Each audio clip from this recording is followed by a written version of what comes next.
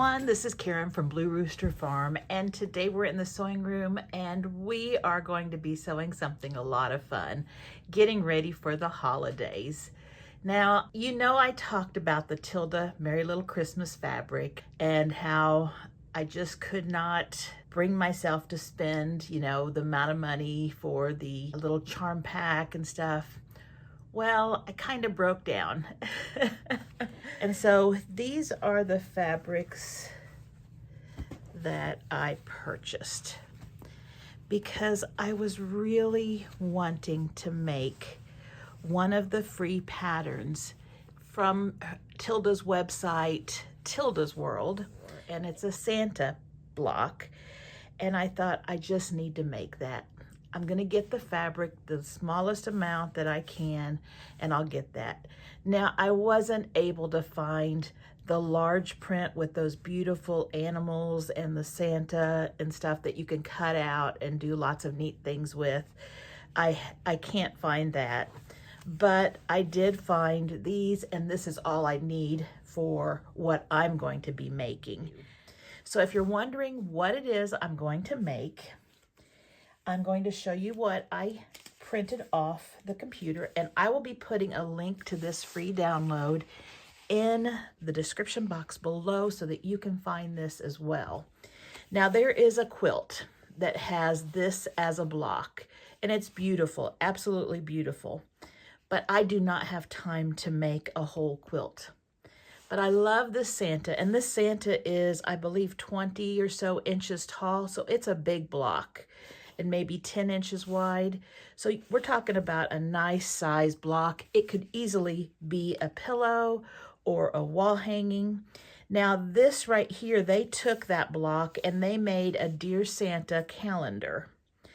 And I think what they do is they put buttons on here, and then you can tie little gifts like an advent calendar to your quilt and hang it on the wall. And then each day you can open one of the little gifts. But I think what I am going to do is I'm going to be making this block, and I think I'll make the tree block too. Now, I don't know if I'll keep them separate or put them together. If I put them together, it would be a nice, like 20-something inch pillow. And then you can put a border around it. So it'd be a nice size pillow. If this right here is a dollhouse in the middle, and if I leave that out, it makes it much nicer. I also really love this pillow right here with this garland. Isn't that pretty? And so I think I might have to try that too. But when I went online to see if there were any videos on how to make this Santa, I saw one video, and the lady that was doing the demonstration and the tutorial was speaking in a different language. It looks like she was doing a good job, but it was from another country and she was speaking in a different language. And so I thought, well, I guess I could go ahead and do this and then share with everyone here how to make it. Because I know I have a lot of people who would really like to make this, but it may be really intimidating because of all the small pieces. And I'm going to show you in just a second all the pieces just for this section of the block in just a second. But I think this is going to be really cute. Now, one thing about Tilda's patterns, she does a great job. She has everything very accurate, but they're not like the way I'm used to having them written out. I like to know the fabric and the cuts you make in that fabric, and for each of the fabrics. She writes out all of the, let me find it here, all of the cuts right here. And she labels them with letters, but you may have a C for the hat in the hat fabric, and you may have a C for the bag in the bag fabric. And several of these are repeated, and it doesn't say how many of those you need. You have to look at the diagrams, and you have to look at a picture that shows what fabric she is using. Like on this one right here, this is the fabrics, and then this is, these right here are the cuts. And so it can be quite confusing, and it takes quite a bit of time to just make sure you're getting the right cut. So I thought, if I do this, I'm going to try to simplify it for my viewers and for myself, because I like to have everything organized so that I'm able to focus on it and get a lot done. So I don't know if she thought maybe people would like to just cut out a little bit at a time for different sections, and that would be fine, because these are the sections that you sew together. And maybe you would just look here and decide which pieces you want, sew those together, cut those out, sew those together, cut those out, sew those together. But I like to have everything cut out. It just saves me some time. So what I did was, first of all, I made us some new letter tiles. And I love toile. I love dishes that are in red and white, and blue and white, and green and white, in the toile style. So I thought, I'm going to have to make some Santas in a red and white. And so I made this one, and it is the same as usual. It goes down to DD. But because there are so many cuts in this one, I made the second one that has the double letters all the way to ZZ. It just starts with EE. And then I have several blank ones. And what you can do is you can write on, if you laminate, you can use a Sharpie and you can write on those, and then just take a little alcohol or hand sanitizer and it just wipes right off, and use them again. But I thought, I am just going to leave some blank, because there's a lot of blocks that you use multiple times. And I think E and EE are one, and maybe M is one too, but there's several that you use multiple times. So what I ended up doing is I made 2 sets of this one and 1 set of this one, and with these extras I had plenty to make up for any of them that I was missing. So that is what I would do. And as you see, I laminate them. I make them out of cardstock, and then I laminate them, and they will last and hold up really nicely. I kept the single letters in one bowl, and I put the double letters in another, just so I can keep them straight. Then I'm going to show you what else I did to help you out. I then made some tags. And this is for all the different parts of the Santa and each of the fabrics. And so here is what I made. We have one fabric that we're going to use for background fabric, a fabric that we're going to use for the beard and the hair. And I'm sorry, I've got this glare going, but I will just hold it at an angle. And then I have hat fabric, greenery fabric, candy cane fabric, package fabric, Santa suit, bag pocket, bag fabric, boots, mittens, face, coat trim, and then if there's anything I missed, which so far I don't think so, but we're going to be making this and I may have a mistake, and so we might need to make another cut of some kind of fabric. I have that. And then to make your life even easier, on the back, if you just print this one and then turn your paper over so that it feeds it the same direction, you will have all the cuts that you're going to need for each of those fabrics. And that will save you a lot of time, because it took me a lot of time to figure out all the different cuts needed and how many of each. So on your background fabric, here are all the cuts you're going to need, and the number next to it is, if it's more than one, I write how many you need. And remember, those cuts are all right here in this tiny little print. And again, this is a wonderful pattern. It's just my brain needs to be a little more organized and a little more clear, because as you get older, you get confused a lot. So this is going to work for me. So I cut these out, and actually I did not add this to the back until just a while ago, after I had done all my fabrics. I had my cuts on a piece of scrap paper that was just chicken scratch, and I was just following that piece of paper as I cut. So you guys are going to get the easy one. On mine, Mine were still blank on the back, so I just had to look at my chicken scratch papers and I cut according to that. So let me show you the cuts and show you how many we're going to have. Okay, so this right here is all the background fabric. And again, this is just for the Santa portion of the block. That is just for this block right here. So here is the background, and look at all those pieces. Don't get scared. It's okay. It's okay. Then this is the rest of the pieces for the Santa. And as you can see, I have laid on here, like this is coat trim fabric, and then there were 3 pieces that you needed, and it's right there underneath that label. So when I need to sew my coat trim on, I know where to look. This right here is my Santa suit fabric, and it's got quite a few pieces here. That's where I will go. Beard and hair fabric has just a couple of pieces. The others are just a few pieces, you know, the boots fabric, the bag fabric, and I use the same fabric for those.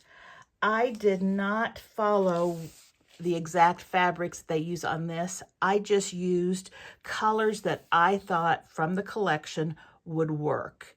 Now on the candy cane, because I could not find that stripe, I ended up looking in my stash, and I had a big chunk of fabric, and this is just what I cut from, that looks like the candy cane fabric. So this is what I'm using. You can do the same thing, just get a small stripe for your candy cane, because you only need a tiny bit of fabric for that. For the boots and the bag, I'm not using the Tilda fabric. I am using an Essex linen, and I do not have what this is. It is a brown, and it's probably yarn dyed because it's fairly rough, but this is what I'm using for the bag and the boots, and that's Essex linen. And like I said, if this goes smoothly, I'm going to be making the tree as well. The tree doesn't look like it's that difficult. It should go together really easy. You know, I really should start with the tree and work my way up to the Santa, but this is the block that I really wanted to make. So I'm going to go ahead and jump in feet first. So this is what we've got. Everything's cut out. Everything's labeled. What I suggest, if you want to make this too, is you go and download this pattern, and it is a lot of pages. Now I just printed it on one side. You can do double-sided. I think this is 20-something pages, so if you did double-sided, it'd be 12. I just used scrap paper from things my sons used to do at home when they were little at home, and so I just have lots of scrap paper still, so I just use that. And it's not pretty, but it gets the job done. And this whole pattern talks a whole bunch about everything that you're going to need to know. I always recommend when you are starting a quilt to read through the quilt directions. And I'm guilty of not doing that a lot of times. I love just to jump in and look at the pictures and go. So hopefully I won't lead you astray. You do need to get the pattern and download it. And then if you want to use any of these letter tiles and fabric tags, they are right below this video in the description box. So we are going to get started, and we're going to try to make this. If you're stressed about all of these little pieces, think of this as just sitting with pretty fabric and sewing. I plan on having my Christmas music going, and maybe having some hot cocoa and maybe a scented candle burning, and just enjoying the process, working with this beautiful fabric and thinking about how cute this block's going to be when I finish it. So remember to enjoy the process. It's not about what happens at the end and perfection. It's about having fun. So I hope you give this a try. I hope to give you detailed enough instructions that you feel comfortable doing this on your own.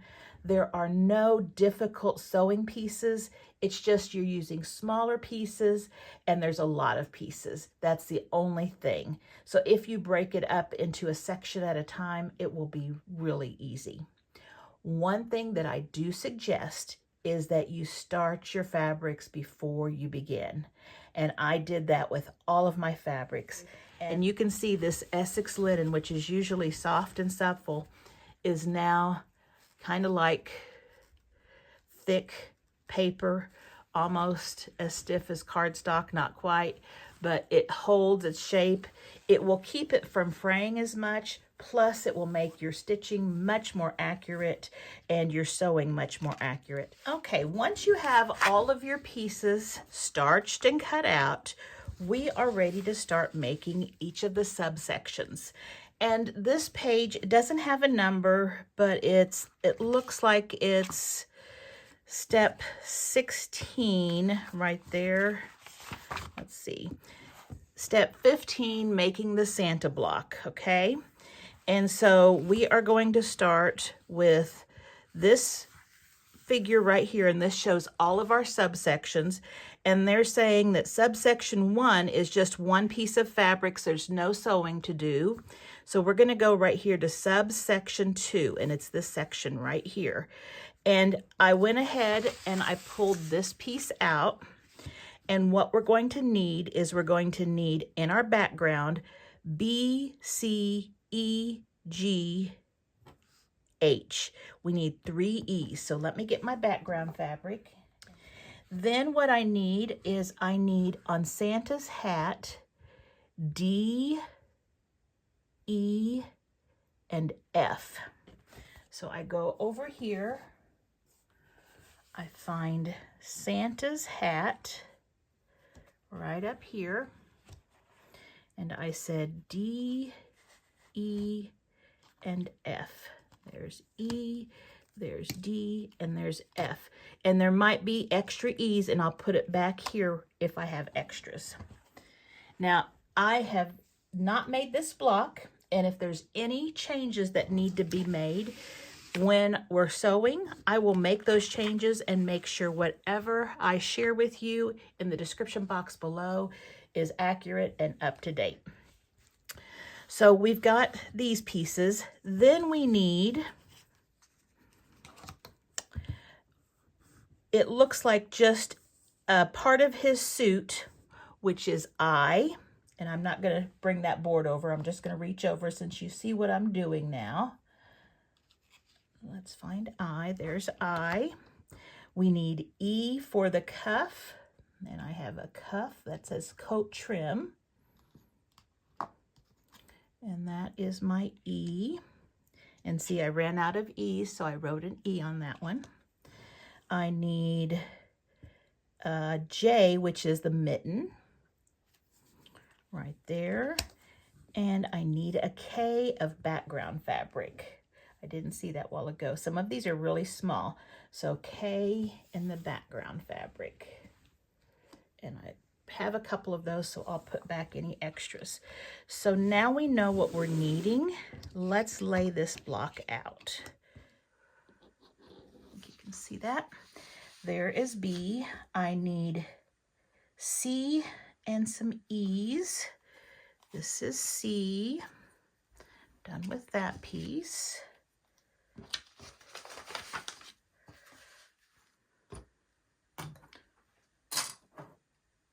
Have a place to put my clips when I'm done. I need G and H. And I've already got H right here. And I'm going to put it, move that up. He's quite tall. That's G. Oh, this is G. I was going to say that looked the same size as that one. There's G. This is H. And then I need a couple of E's.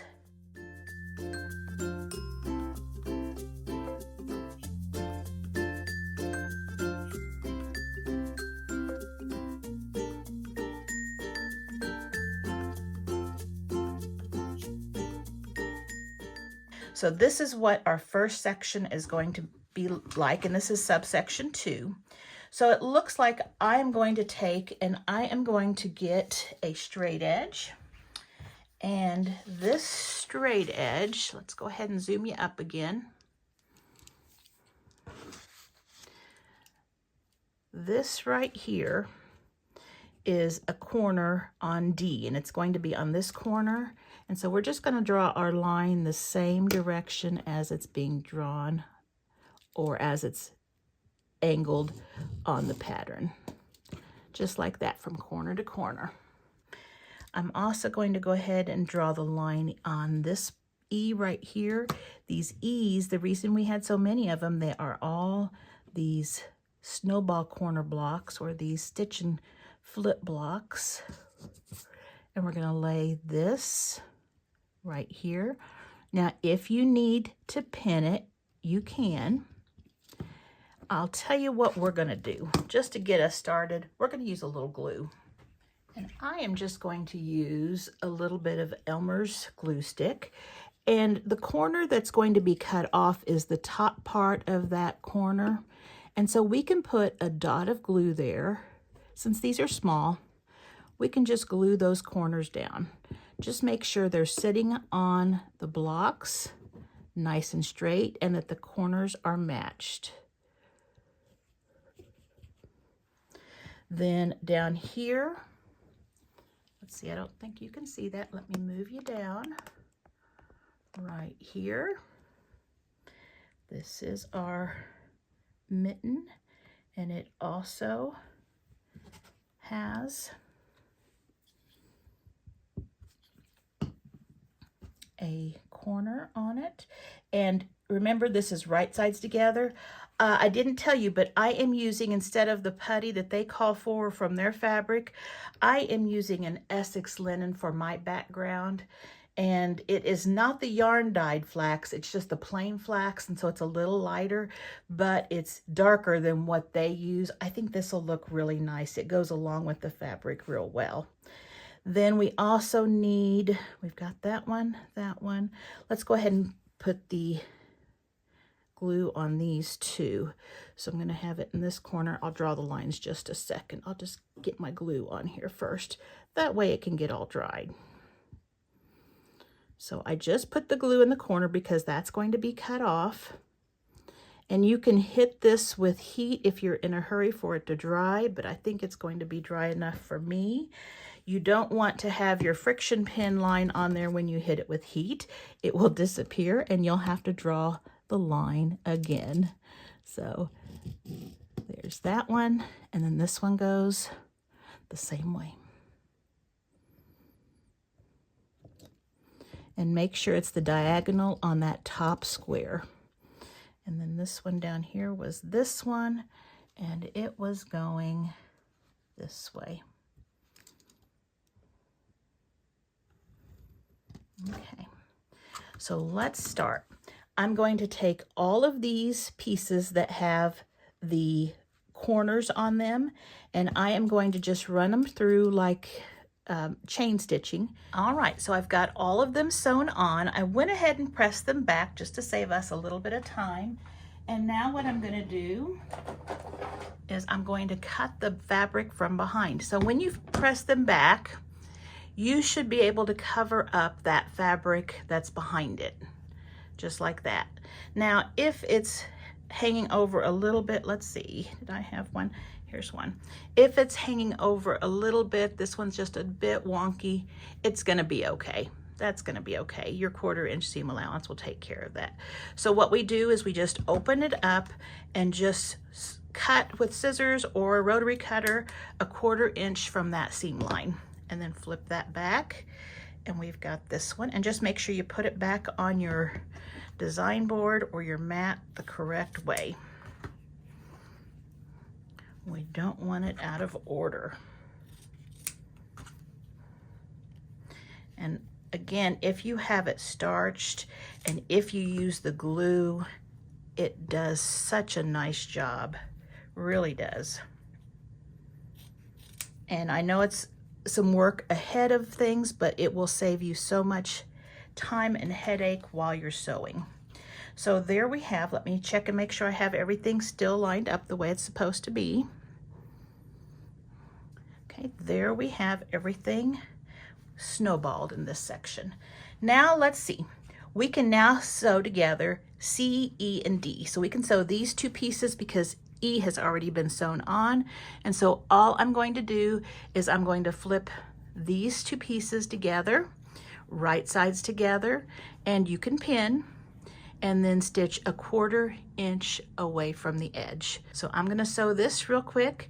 Also, while I'm there, these two are gonna be sewed. I'm also gonna take these two right here because these two right here are ready to sew. This is G and these are F's with the E's on them. So I can do right sides together and do the same thing with them. So I'm gonna sew these together, and while I'm at it, I might as well put this cuff on the mitten, and all I'm doing is flipping it down right sides together, just like this, and I will sew a 1/4 inch away from that too. So when I take these over to my sewing machine, I am going to have the edge that needs to be sewn together toward my sewing machine. I have all 3 of those pieces sewn, and I just pressed toward the plain fabric, the one that did not have any stitches on it for each of these, and the mitten, it does not matter. There's not going to be anything meeting these seams. Now these other two we are going to have to watch because this one, let's see, let me put this in the right order. This one's going to go here and this one's going to go here.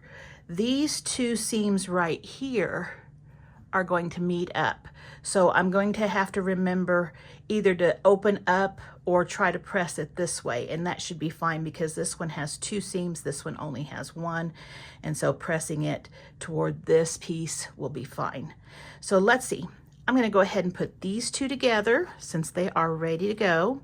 Just right sides together if your fabric has a direction. And right here we're going to stitch a 1/4 inch away. And I'm also going to take the mitten and the cuff and stitch it to the sleeve, right sides together. And we're going to stitch it a 1/4 inch away. So I'm going to take these two, oops, this one's supposed to go this way, the directions that I'm sewing to my sewing machine. And so for this piece right here, since there's no stitches on this side, I press toward this piece. Now it is going to be matching right here with Santa's face. And so we're going to be sure to press toward the beard, which is going to work out perfect. So this one is ready. On the cuff, it does not matter which way you press. It's not going to match up with anything. So whichever way you wanted to press was fine. So now we have that. So it's starting to look more like what we're supposed to have it look like. Now we're going to take and sew these two together right here. So we're going to put this one right sides together, and I'm going to sew a 1/4 inch away from the edge. And I press this one toward the background. There's not going to be anything matching up with this seam, so we're good. And now we can put these two together. So right sides together, make sure everything's going in the right direction. Now on this one, I am going to use pins. So what I'm gonna do is I am going to pin right at this end, match those edges up perfectly, and this end right here. Match those ends up nicely. Okay, now when I look at it, mine seem to be the right size. My accuracy is doing really well. Remember, getting a really accurate 1/4 inch and cutting very accurately is going to be a really big part of putting this together since there's so many pieces, because just having a little bit off and having a lot of seams will end up making a lot off when you put big pieces together. And I do not see anything that's matching up. We don't have to match any seams on this, so I'm just going to put a pin in the middle. That way my fabric can stay close to the edge on both sides, and I can just run this through a 1/4 inch away from the edge. And on this one, I press toward the coat sleeve because we're going to be nesting our seams right here. Now, I know there's a lot of people out there who don't like to press every time they make a seam, but I will tell you, when you're doing these small blocks like this, or these small pieces, it is really important that you do. That really helps with accuracy. And so when I flip this one right here, I can see that those two seams match up, and the seam allowance goes this way on the top and this way on the bottom, and they just lock in. So you can just kind of scoot them right into place and they will stay. Here I like to put a pin right there where those seams are, and then I'm going to sew a 1/4 inch away from that edge. And there, within just a couple of minutes, we have our subsection number 2 completed. And we can see Santa's hat, his sleeve, his mitten. It's looking good. All right, we've turned the page and we're ready for subsection 3. And it is the wreath that he has in his hands. So what we have here are some half square triangles.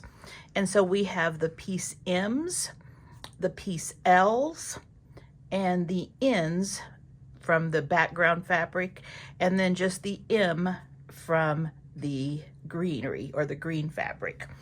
And I just chose 3 green fabrics, 3 different ones for my greenery. And so here they are, the ones that I chose, just a little bit of a difference in shade and texture. And then, of course, my 3 background pieces are the same size. So we're going to start with making our half square triangles. And so really easily, we are just going to take and put right sides together, right on top of each other, matching them up as nicely as you can. And I always use the lighter fabric to draw my line just because it's easier to see. So we're just going to make a diagonal line from one corner to the opposite corner. And we are going to go to the sewing machine. We're going to do this with all 3 sets. And we are going to go to the sewing machine and we are going to stitch a 1/4 inch away from that line, turn it, and a 1/4 inch away from that line again. So we'll have a 1/4 inch on both sides of that line, and I'll bring you right back. And there, I don't know if you can see here, let's see. I have stitched a 1/4 inch away from both sides of that line, and all we need to do right now is just cut them in half right on that line. Now we're going to have a few extra half square triangles that we're going to have over in the Santa's sack, and so we're going to use one of them right here. So we should have 1, 2, 3, 4, 5 here, and then we'll save one of them for over here because we have 6 altogether now. Now, when we measure these right now, they measure, we open them up and we can just finger press it for a second, and we can measure it with a ruler here real quick. This measures about 1 5/8 inch. And she says that we need to square them down to 1.5 inches. And that is right where it says M square for a 1.5 inch unfinished half square triangle. So there's many ways you can do this. And if you are following me and have watched me make half square triangles before and squaring down blocks, this is my favorite tool. This is the Quilt in a Day 6.5 inch triangle square up ruler. They have several different ones. They have a smaller one, they have a larger one, and they now even have one that has the little slits in it so that you can cut off your dog ears as you're trimming. This one works for everything I need it to work in. It's one of the older ones. So this is the one I would prefer.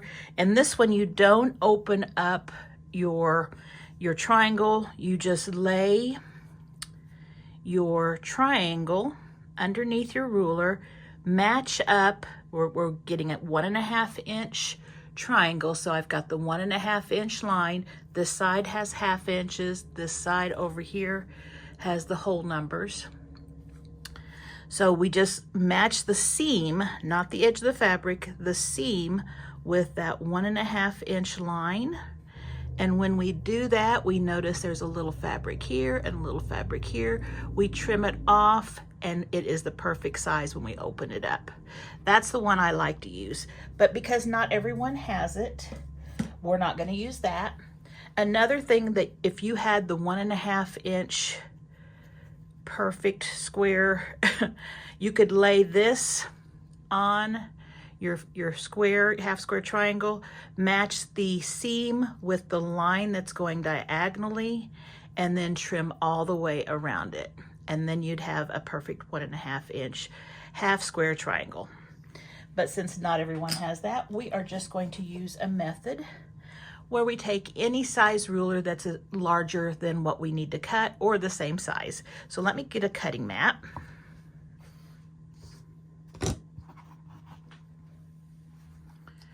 And let me bring you down a little bit.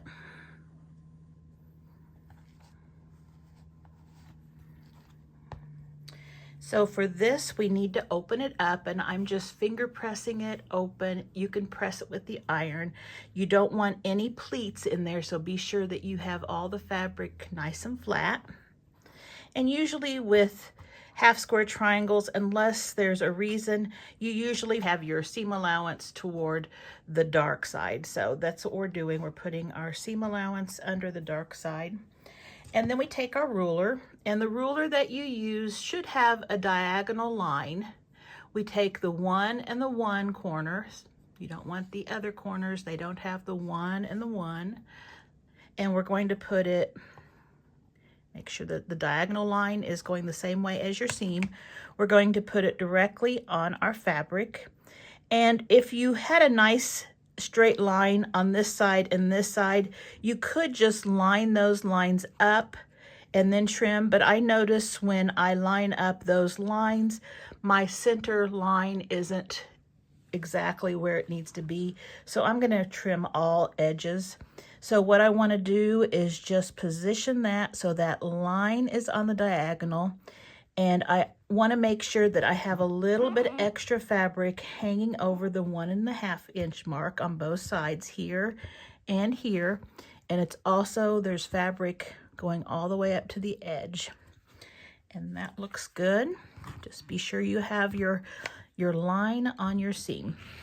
And then we're just going to cut the top piece and the right piece, and we get a nice little trim there. And then I'm going to pick it up, and this corner right here at the top is now going to be at the bottom left side.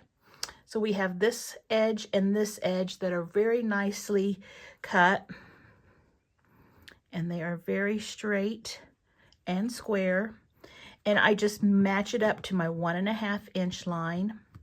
And once I have it on there, I just trim any excess off. And there's not too much to trim off there. And there we have a perfect 1.5 inch half square triangle. So I'll do it with the other 6 or the other 5. We have 6 all together, and then I'll bring you back. Once you have all of your half square triangles, we're ready to lay out this block. We needed N and L as well from our background fabric. Okay, we can see that right there. So it looks like we first need to have L right here.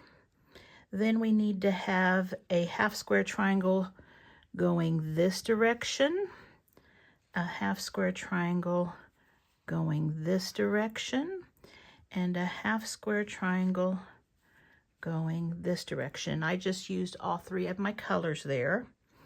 Then we have another L. Then for the second row, we have a half square triangle going this way. And then we have N. We have a half square triangle going this way. And I have 1 half square triangle left, which I'm going to put on my board because I'll be needing that here in a little bit. And I have 1 L left for my background, and so that will be used here in a little bit. So I'll put that back with my background. Okay, so what we're going to be doing is real simple. We're just going to be putting right sides together, sewing a 1/4 inch away from the edge on all of these pieces. So simple, so simple. So I'm going to do that on both pieces, and when I come back, I'll have 2 strips, and hopefully they'll be the same size. And there we have both pieces sewn, and make sure that you've got them in the right direction. And when I press them, I press toward this piece right here, the background, and this piece, and then it doesn't matter which direction. I think I just went 2 that way and 2 that way. And this one I press toward the background because these are going to be nesting, but we do need to make sure we've got this the right direction. So really carefully look at your pattern and make sure everything's going the right direction. And remember, I said I hope they both are the same size, and they are, because we have a ton of seams right here. So it's really easy if your 1/4 inch seam allowance isn't accurate, that this one right here is either going to be longer or shorter. So you know your seam allowance is accurate if after sewing all these pieces together, they still match up. That means you've got that 1/4 inch perfect. So we're just going to match these right sides together. And again, we're going to put pins in where the seams nest, and we have a nesting set right here. Now, I would put a pin right here on this edge, but since this is nesting and it's really close to this edge, I'm okay. Now, if for some reason these two weren't matching up, you could put a pin in that corner and match them up and then make them work. Or you might look and see if your block is just wonky and then trim it to be the right size. Let's see here. And these two right here. And actually, let me see what we've got here. Am I going the right direction? See, I start talking and then I start doubting myself. Okay, yep. Okay. And then we're going to put these two right here. And right here, you can see that I'm having to pull this one just a little bit, but not much. But I'm making those seams lay right on top of each other. And again, they're nesting. So one is going this direction, one seam allowance is going that direction. And then if I pull it tight, just gently, it goes together. I'm going to put a pin right in the middle, and I'm going to put this looser side toward my feed dogs, which is at the bottom part of on the bed of my sewing machine.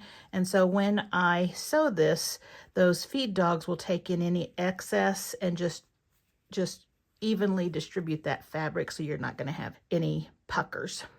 So I'll sew a 1/4 inch away from this edge.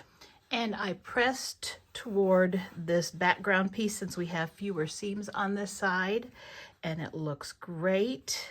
So there we have subsection 3, and that's going to be going right down here.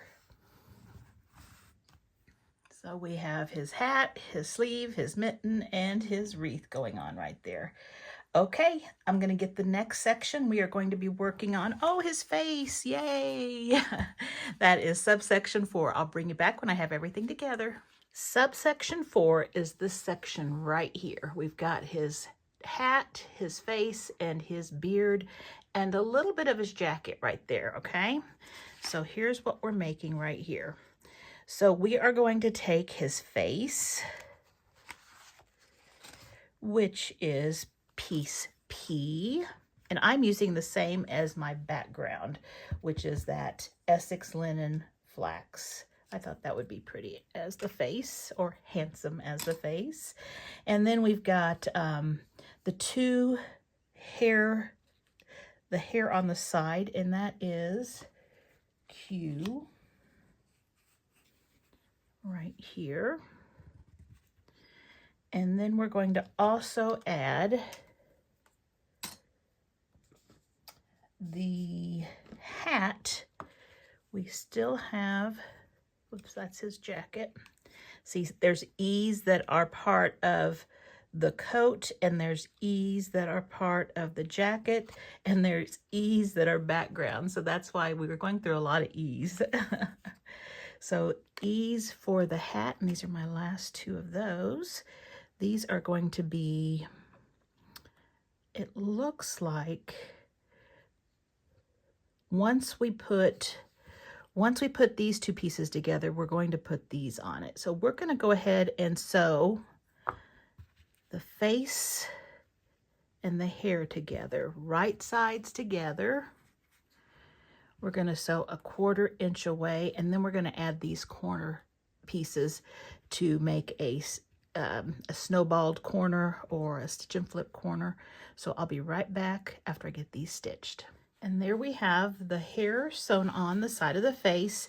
And one thing I forgot to tell you is, now that we're working with these little tiny pieces, whenever you're sewing small pieces, shorten the length of your stitch on your sewing machine. That way you have more stitches going across and it's less likely that they'll pull apart. I just normally do that, and I forgot to say that earlier, but that will help. Then we're going to take our 2 corner pieces, and these are the E squares from our hat, and we're going to put each one at the top corner. And again, we can do that glue where we put a dab of glue in the corner, and then make sure we match the top and the side edge perfectly. And the smaller your blocks are, the more precise you need to be. When you're working with large blocks and large pieces, it's okay to be off some, but you'll find that when you're working with little pieces, that when you sew a little bit off, it kind of really messes with the rest of the block.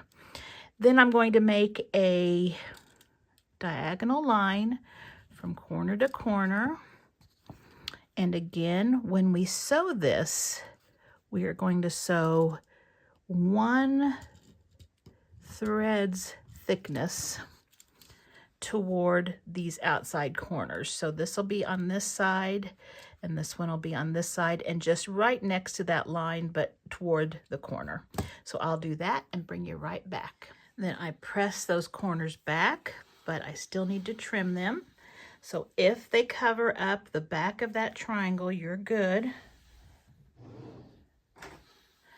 We need to trim a 1/4 inch away from that seam and a 1/4 inch away from that seam. And we have the beginning of his face and his hair and his hat. We're then going to take, it looks like they are going to have us take the piece O, and that's his hat, and the pieces E from the background. And it looks like we still have an E left, so I'm going to put that one back with our background.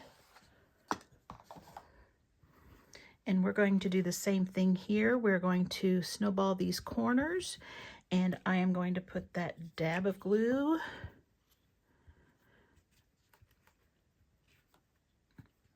and draw those diagonal lines the same way we just did on his face.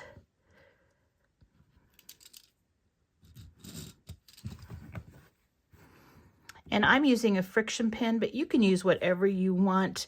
I wouldn't use anything like a felt tip marker or anything that will bleed.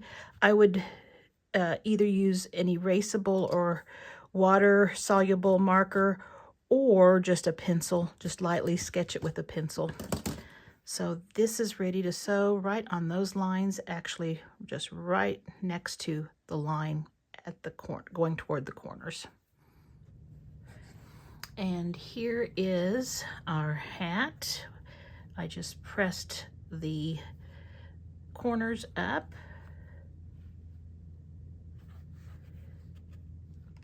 And there we have the hat. It matches up nicely. Now we need to look and see.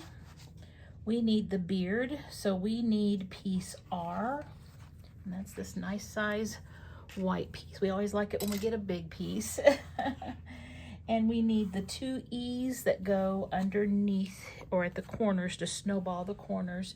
And this is out of the coat fabric. So let me move that so you can see it. Put one here and one right here.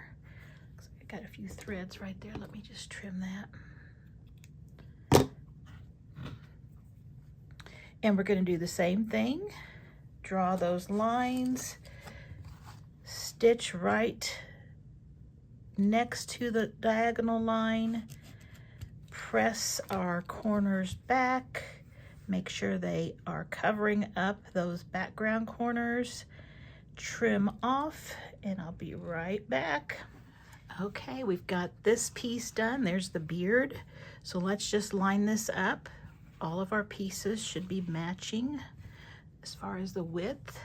And this right here is the coat. So this is S, and we are just putting it right there under the beard. Now all we have to do is sew these pieces together. So what I'm going to do is I'm going to take these two and again turn it toward my sewing machine because this is the side I'm stitching, and these two, and when I get those two sewn together, I'll stitch these two to each other, and I'll bring you back. And there is Santa's head and face and his beard, and we are just moving right along here. I think this is going really quickly, and as you know, when you put all of the planning and the organization in at the beginning, it seems like that helps so that we can have this turn out really nice. And so here is what we have so far. And I'm actually looking here. This actually goes up here. I was a little concerned there for a second, but it's actually like that. And it is coming together so easy. So all that planning ahead of time has paid off because this is just going so smoothly and it is just zipping right through. So now we are ready for subsection number 5, which is, it looks like it is this section right here. His shoulder, his other mitten, his cuff, and part of the bag. So right here is what we're going to build. Let me get those pieces and I'll bring you right back. All right, I think I've gathered up all of the things I need, and they are right here. Some of these we have extras, so we'll be putting them back with our fabric boards. So let's start off like what they show here. They have the part of the bag U, and they also have V, which is part of the coat. So let me find U and V. Did I have, yep, here's V and here's U. So we're gonna get rid of those tiles. We're done with them. And what we need to do here is just do the same thing that we were doing earlier. You're gonna find that this has a lot of these corners like we're doing, just like my blocks that I design. Whenever you're doing detailed work like a figure of some sort, you do a lot of stitch and flip corners, and that's what this is doing too. And if you need a little glue on it, we can do a little glue, but be sure they're right sides together. Then we're going to take and sew that. Now you'll notice this is not the same size. This is a square, but this is going to hang over a little bit, and it's okay. You're going to see that there's a little bit of a hangover if you look at your pattern. That's fine, but make sure it's in this corner, okay? So I'm going to sew that, and I'll be right back. And there we have it, and it doesn't matter which direction you press it. No seams are going to match up to anything. Just cut those back 2 pieces of fabric down to 1/4 inch away from that seam line. And we have this one. So this one goes like that. So I'll set it there. Then they want us to take and make a 1/2 square triangle, and this is with the W. So we have a W that is a background, and we have a W that is a coat fabric.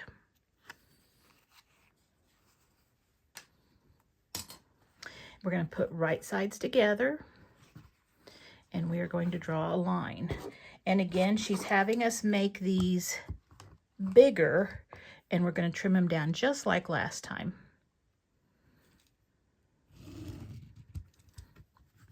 And this time, instead of using glue, and since this is a little larger, I'm just going to put a couple of pins in mine. Just make sure your edges are matched. This is going to be slightly bigger, but not a whole lot. And you are going to trim down. Now we're going to sew 1/4 inch away from both edges, and I'll be right back. Okay, I've sewn 1/4 inch away from both sides. Now let's just cut right on the line. And we're going to have 2 half square triangles, but we're only going to need to use one of them. So let's just set this one aside. I don't think we're going to need it for anything. Nope, so this one's just a bonus. All right, so again, depending on the method that you're going to use to trim it down, is whether to leave it shut or folded still or opened up.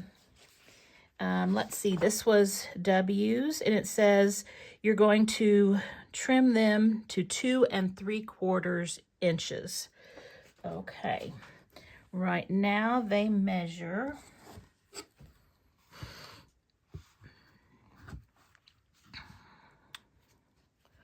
boy, they're close.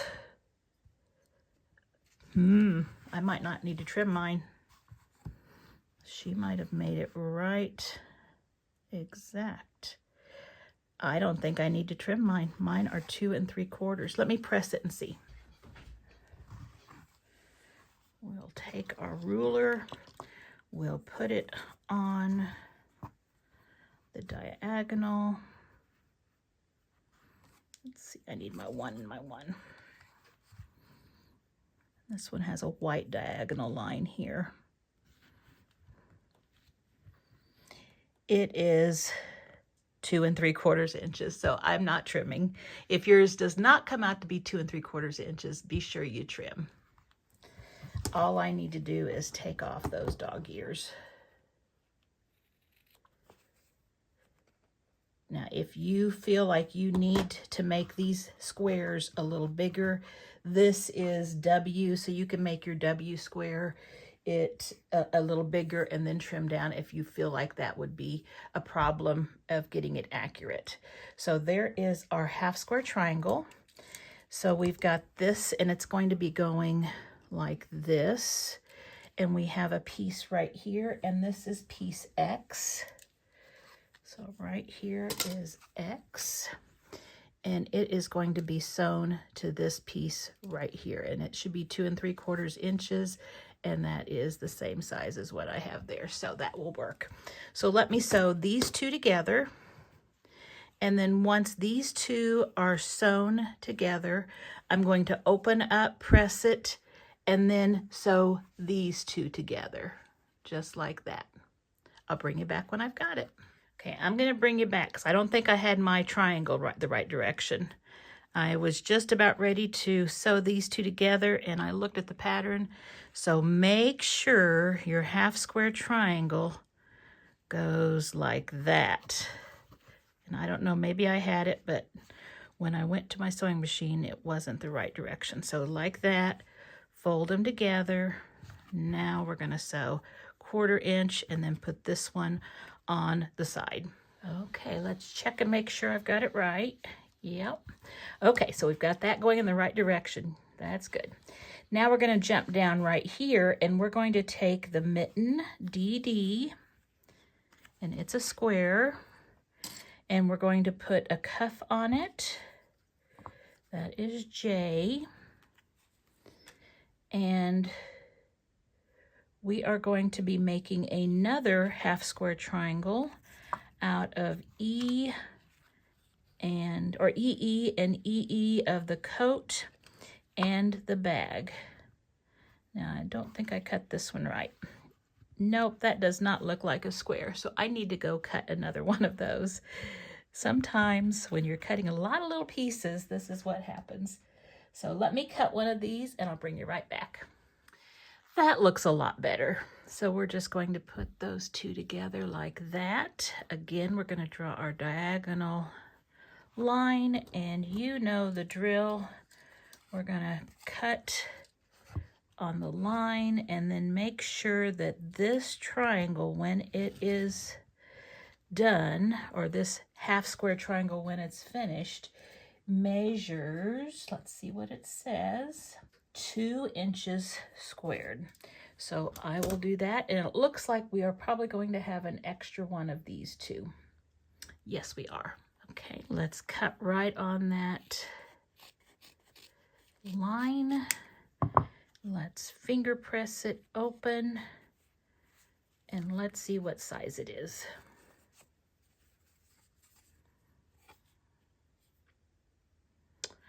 Looks like mine is just exactly 2 inches. So if you want to oversize yours so that you can have a better chance of getting it correct, go ahead on, that would be EE. Just make those a little bigger and just make them the same size for both colors. And then when you're done, just trim them down and you'll have a perfect one. But it looks like that one worked. Okay. And again, this other one, it is just an extra. So this will go over with the other one. And let me just do a finger press there. And then we had another EE for the bag, and we're going to be using that here in a minute when we get to another subsection. So that's going back in my pile. Okay, so it looks like what we're going to be putting together here is this and this. And it looks like I forgot to grab those pieces. Those 2 pieces right there are K's. Did I not get K's? I did not get K's, and they are the coat fabric. So these are just small little squares that are going to go at the corners of these mittens. And it looks like, let's see if this is right. It looks like they should fit perfectly right next to each other, so we don't have to do one at a time. So what I'm going to do is I'm going to do this block first, the mitten, and when I sew them, I can do both of them on at the same time and flip them back at the same time because they fit flat on my block. Now, if you notice one of yours is, if they're a little bit big, you might check your measurements, but they look like they are the right size for that piece. So we're just going to have them go like that. And so what I will do when I stitch these, I will again just do a thread's thickness toward the top corner, and I will start here and I will go here, then I'll pick up my presser foot, turn, and I'll go here, and that will be easy. I'll bring you right back. And there we have it. We can just flip back our corners, cut a 1/4 inch away from that seam. Right there. Now all we need to do is make sure we have all of these pieces going in the right direction. Yes, we do. And now we're just going to put right sides together, stitch this right here, 1/4 inch away, and then we're going to stitch that to this piece right here. So I'll bring you back when I've got that done. And there we have it. And just make sure your triangle is going in the right direction. So let's see, this is now going to go right here, and we are going to have a nesting seam. So I did press this right just by chance. So you want this to go toward the cuff and this one to go toward the sack. That way when you sew these 2 pieces together, those seams are going to nest right there. So let's just put a pin right there where they are nesting very nicely.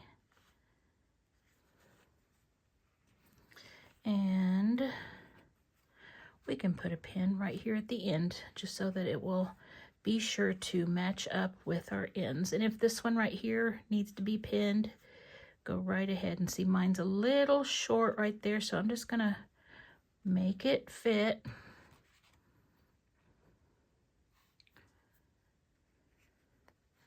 And when I sew this, It doesn't really matter. Probably put this side down because I have a little bit of looseness right there, and that way it'll take it in.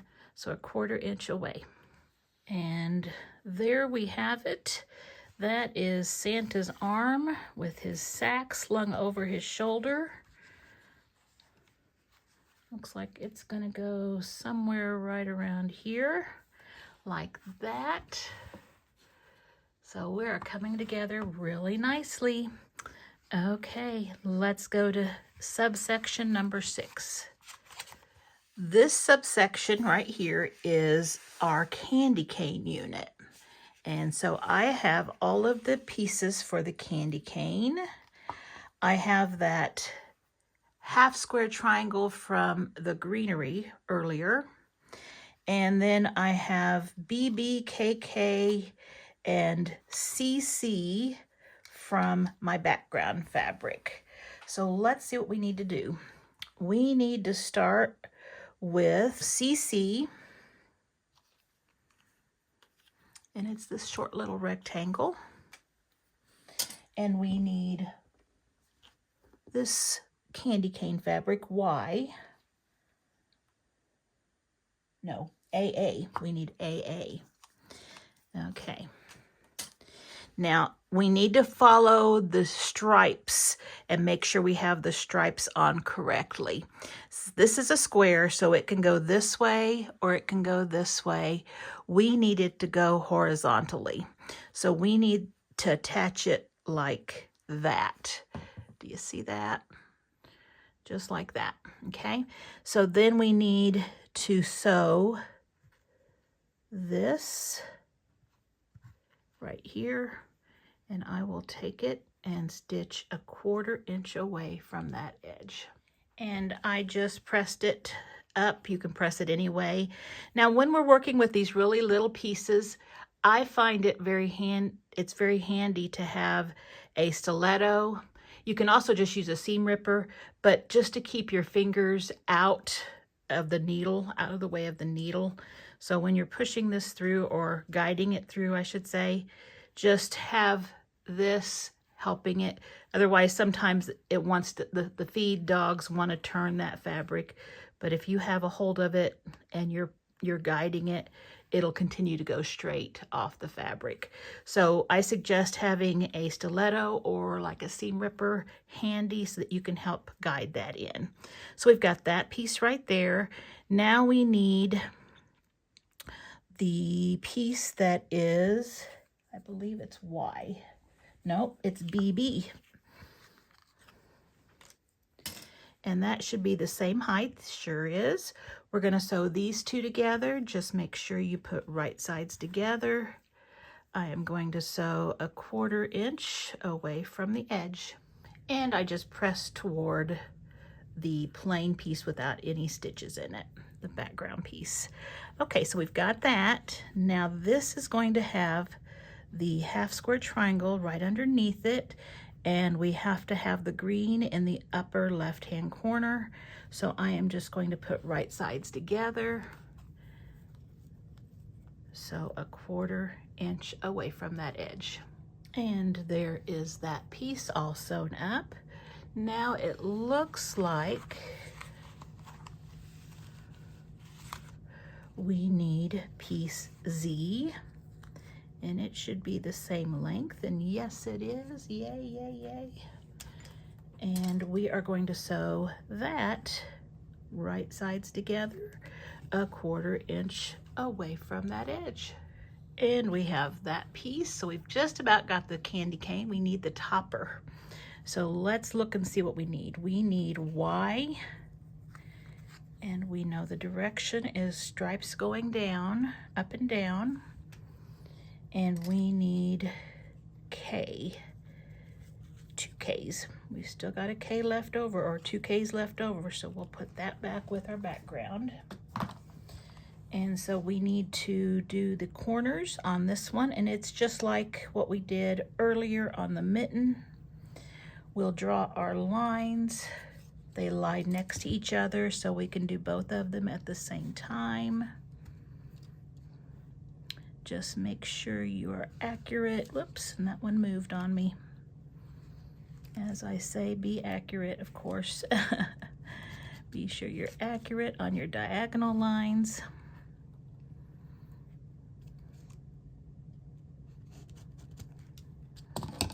And then, of course, if you need a little glue, put that in the upper corners.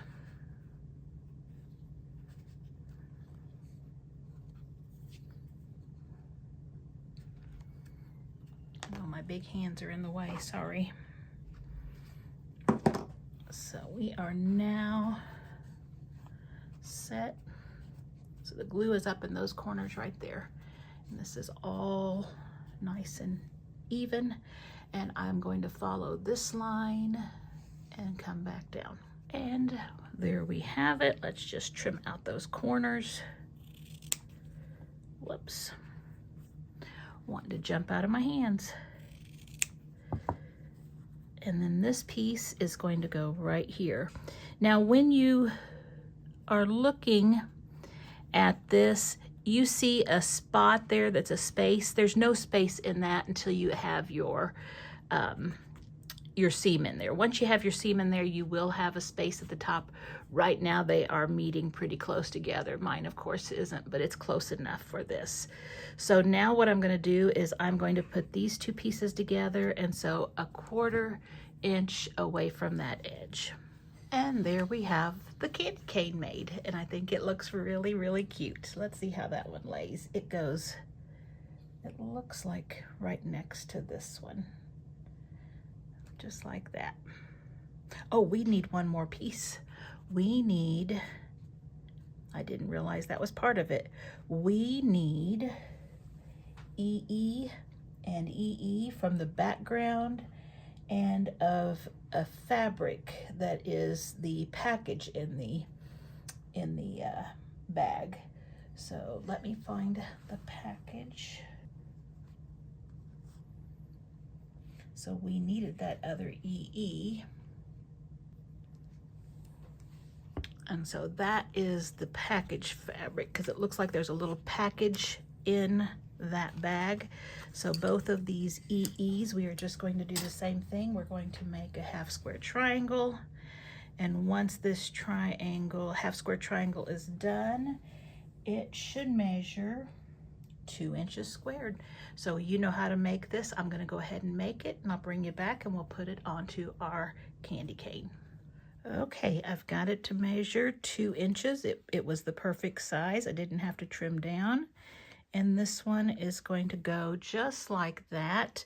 They used a lighter color fabric. I thought I'd use this one since I only had a little bit of teal with the mittens. I'll add a little more. So I'm just going to sew right sides together 1/4 inch away from that edge. And there is our candy cane block now finished. Now, you don't have to worry about which direction to press in, whichever is easiest, because none of these seams appear to be matching up with anything. So you are good. So that is going to go right there. And so that is going to be the shoulder and the bag with the candy cane sticking out. Okay, we are ready for subsection number 8, and we're going to work with a couple of bigger pieces. I'm going to get those ready and I'll be right back. Subsection 8 has a lot of pieces. It's going to be a big section, which is going to be nice because the only thing I have left on this big board right here is my boot fabric, and then all I have left on the other board is just a few background pieces.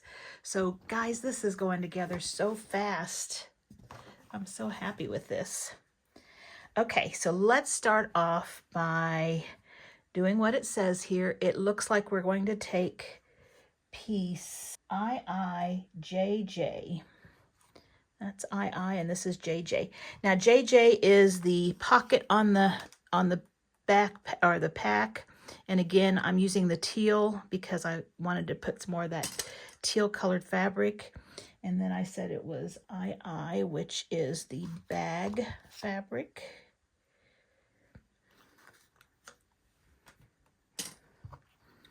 So here's what we are going to be putting together.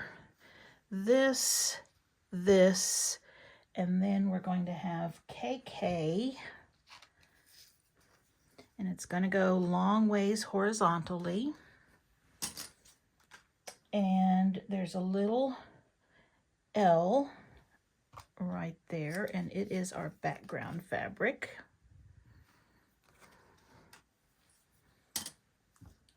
And so this section here, and then I think HH is going to go right over here. Okay, so let's get this put together. This is going to be super easy. We can go ahead and sew these two together and just sew 1/4 inch away from this edge. And at the same time, let's put this block L at the bottom right-hand corner of KK. And let me get a straight edge. Here it is. And we're just going to snowball that corner. So I'm going to do that, sewing right on that line. Again, you can glue, and I'm going to sew right there, and I'll bring you right back.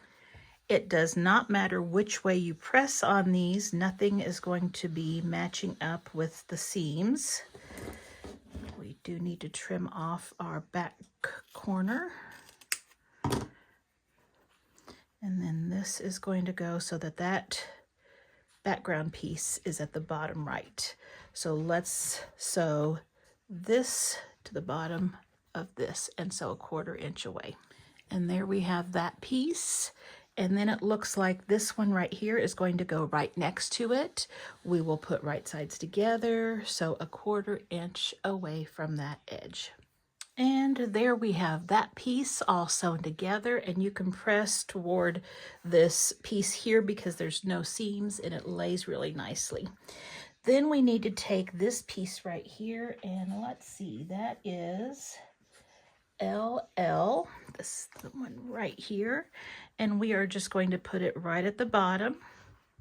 So that means we need to match up right sides together and sew 1/4 inch right there. And I press toward the background fabric, and that's going to be real nice. One thing that's really nice about this pattern is you're not matching up a lot of seams, and that is really nice. It makes it a little bit easier, especially for new quilters and new piecers. So we've got this section done. Now let's do this piece right here, and that is just FF, which is the coat fabric. And I don't know if there's a preference for the side, maybe like that. And GG. And so this is just the fur at the bottom of the coat. So that goes together like that. And super simple, 1/4 inch away from that edge. And that one's sewn together, and it looks like this is the direction we need to put these two pieces together. So right sides together, and again, 1/4 inch away from the edge. Now I do pin these longer pieces, and yours may not be exactly the same size for both pieces. Mine's just not even 1/8 of an inch off, but we do want them to match up. So I always match the corners and the edges here. And then I check to see if one of them is looser than the other. And it looks like this one right here, whoops, this one on this side here is a little looser. So I'm gonna have that go down, and it will be on my feed dogs. And so it will take in any extra fabric. There's really not much, but it will do that real nicely so we don't have any puckers. It just evenly distributes it across that whole line.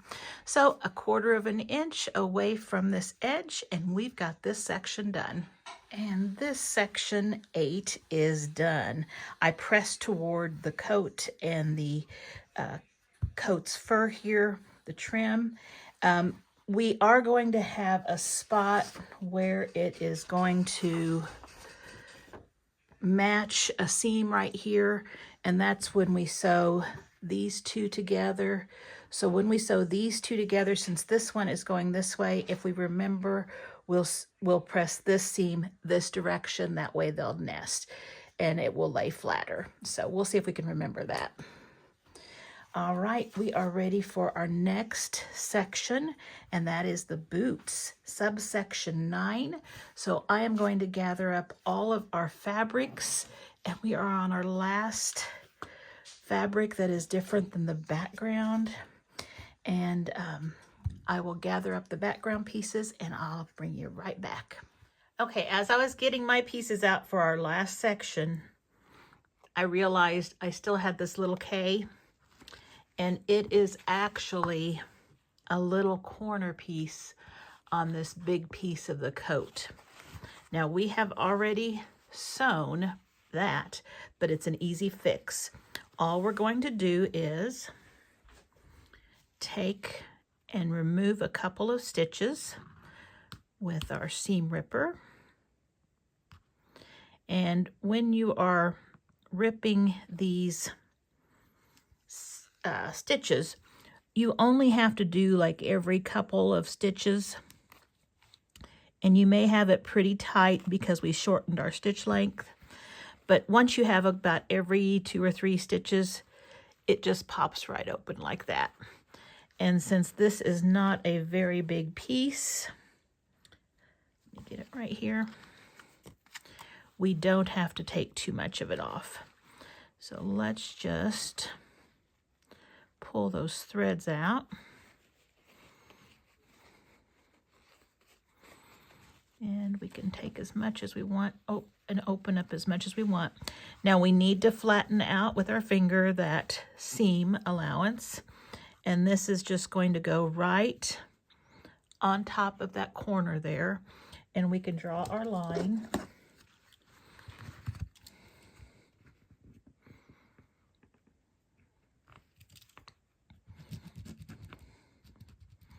It's quite a small piece, and if we left it out, it probably wouldn't be too noticeable, but it does give it a nice curve right there on his coat. So we can stick a little glue on there too.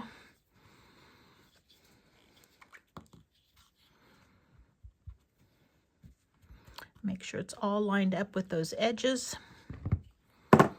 And now I'm just going to sew it right on that line, and then I'll bring you back and I'll show you how we'll sew it up. Okay, so I've got it sewn on, trimmed my seam. Now what we do is we lay this back on here, and what I'm going to do is I am going to do that 1/4 inch seam. I'll just start right here, and then I'm going to go probably 1.5 inches or so on down and just go over that seam, and then I'll back stitch and lock it together. That way it won't come undone. All right, so the last section that we have to put together is the boot section. And so we are going to need to take in this one right here. And we're going to be doing 2 of these at the same time because both boots look the same. So let's just do 2 of them at the same time. So we have in, and they've got the 2 right here. And we need to put a corner using the E, and that is the E that is with our boot fabric, and that is going to be right here in each of them. And then we're also going to need piece OO, and it is that piece and that piece, and we need the little corner piece right here, and that is K, and that is the background fabric K. So that goes right here and right here. Okay, we're going to start right there, and let's go ahead and do our diagonal stitches.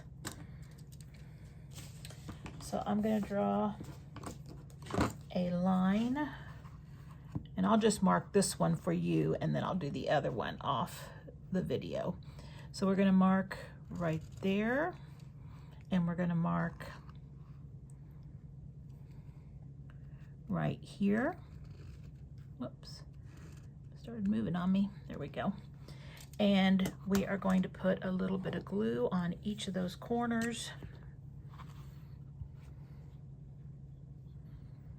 matching them up so that the edges are all lined up. Then I'll do my other one just like it. I'll go to the sewing machine and I'll sew directly on those lines, and then I'll bring you back.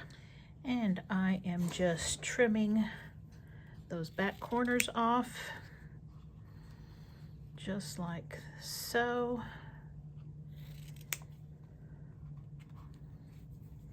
And I am just so excited. This block is just about finished. We just have to sew all of these sections together, and it will be done, and it has taken no time whatsoever. Okay, so here is this one. We've got that, and they're going to both be identical, just like this. So we are going to stitch them, and when you do that, you're not matching up the seams. It may look like you are, but actually one seam is going this way and one seam is going this way. They are meeting at that point, so if you want to, you can put a pin. Just make sure your edges are both meeting, and again, if you need to put a pin on both edges to keep them together, go ahead and do that. And these will actually be a little offset, you can see right there, once it's finished. Just like the shoe that you wear, it's sticking out a little bit more. So I'm going to sew each of these 1/4 of an inch away from that edge. And there we have the bottom portion of the boots, and I just pressed up. You can press whichever way works best for you, because they aren't going to be meeting it with another seam. So whichever way you like to press. Then it looks like we're going to have a piece D. I believe that's what it is. Yes, it is. And that is the tall part of the boot, that goes up to your ankle. And all we do there is just right sides together, and we're going to stitch both of them 1/4 of an inch away from the edge. And aren't those cute boots? Looks really sweet. Now I just pressed toward the ankle portion because there's no seams on that. And so now we are ready to line these up and put the fabrics in them. So we're going to start with MM, and that's going to go right here. Then we're going to have a D in between the boots. And then we're going to have the PP block at the end, just like that. No problem sewing these 3. I'm going to start like this. I'll do this, and I'll do this, and sew 1/4 inch away, and then I will sew this to one of these and then to the other one. So I'll bring you back when I've got this strip all sewn together. And there are the boots all finished. Okay, let's see what we're going to do next. So now we have all of the subsections pieced together, and we just need to start sewing those together. So they show you the order that we're going to be putting these together. So they're going to have us do subsection 2 and subsection 3 first of all. And let me just move these out of the way.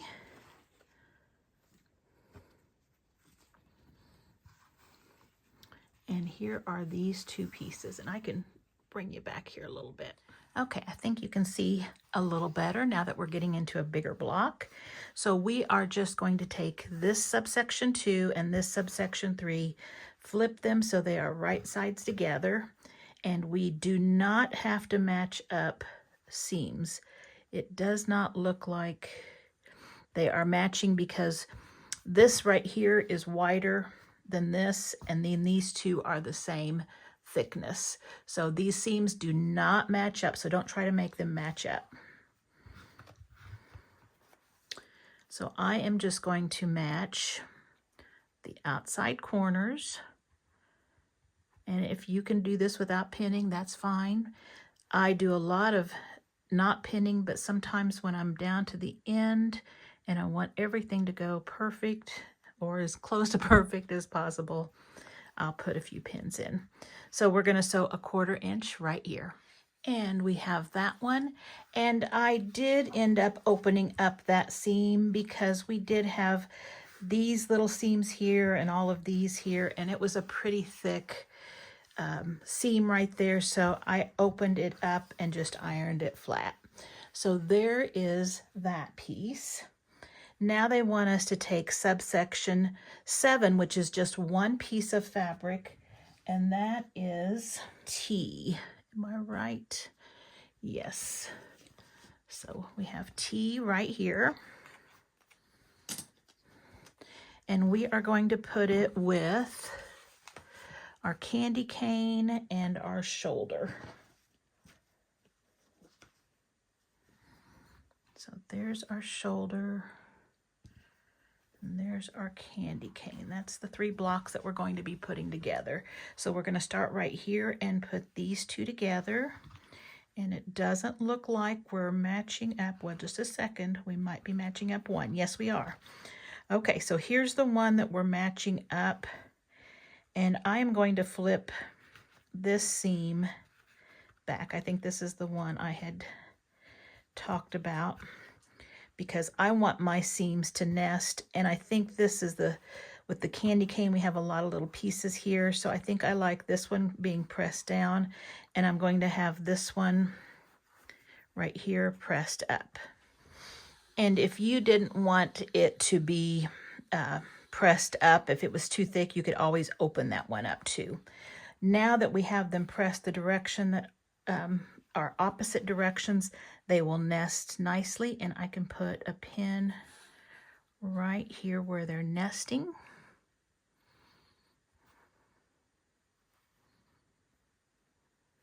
That one is a really thick seam.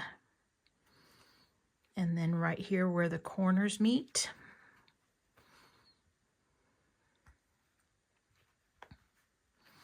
And over here where the corners meet. Now when I look at my block, I can tell that this is just a tiny bit looser. It stretches out pretty easily, but I'm going to put this fabric toward my feed dog, so that will take that in nice and gently. So a 1/4 inch away from this edge. And there we have that, and I opened up that seam. There's an awful lot of seams right in here, and this right here is especially a thick point, so opening it up is probably the best option. Now when we lay this right here with this, these 2 are the same size. Again, we do need to go ahead and pin the corners, because some of you might have one block that's bigger than the other, and we can take care of that. Looks like mine matched up nicely.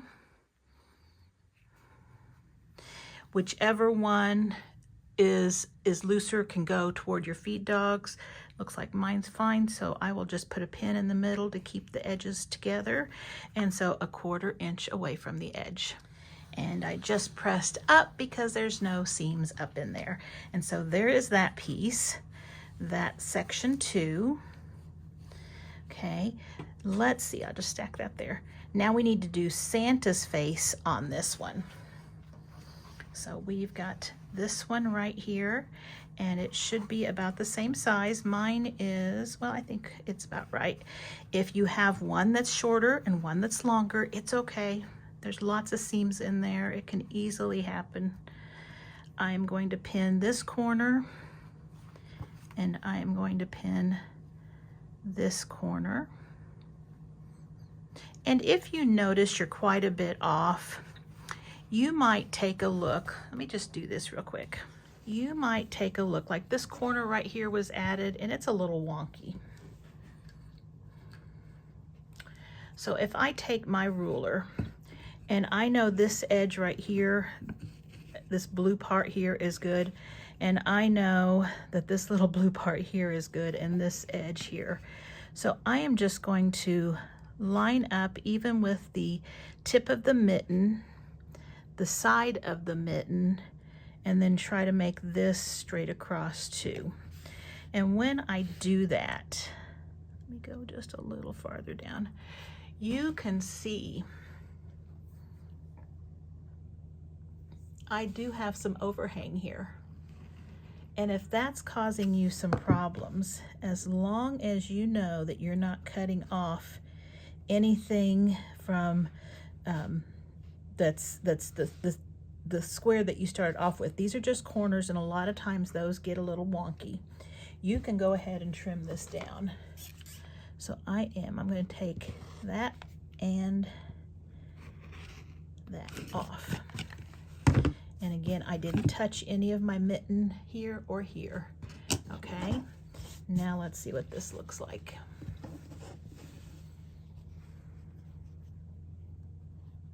Gonna match that.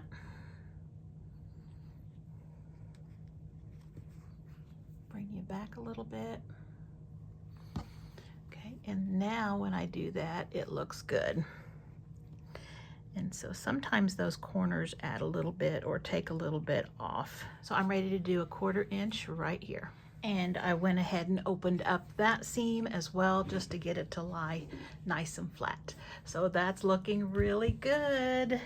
Now it looks like we are going to take this piece, move you back again. We're going to take this piece and this piece, and then the bottom portion here. These 3 pieces are going to go together. Isn't that beautiful? Oh, I just love it. So first of all, we need to put these 2 together. So we're going to go right sides together, and let's see. Oh, maybe one. Is one matching up? I think we have one seam matching up. One of them is open, the other is going that way, and that's fine. So we just need to make sure our seams are right on top of each other. And I'm going to put a pin right there next to it. I'm going to put a pin matching these 2 fabrics up here. And I'm going to put a pin, let's see if there's any others, right here on this corner, matching these up. And I think that's all that's really matching up on the seams. We have an angle here, but it doesn't have to match up. Okay, so I'm just going to put a seam in the middle. And I'm going to sew a 1/4 inch away from this edge. And on this one, I just pressed my seam down because we have this big area right here that doesn't have any seams, and then there's not as many here. Up here, this is a lot of seams, and I just didn't want to add any more bulk there.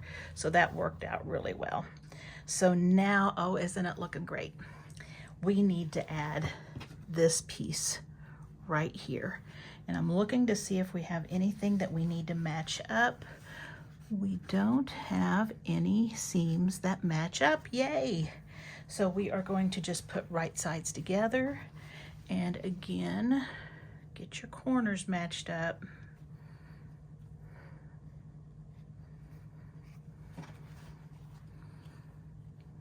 This is going to be so, so cute. I am so excited about this, and it was no trouble at all once we had everything laid out and cut. I think the cutting and the organization was more difficult than the sewing. Okay, and if one side is looser, that goes toward your feet dogs. I'm going to sew a 1/4 inch away right here.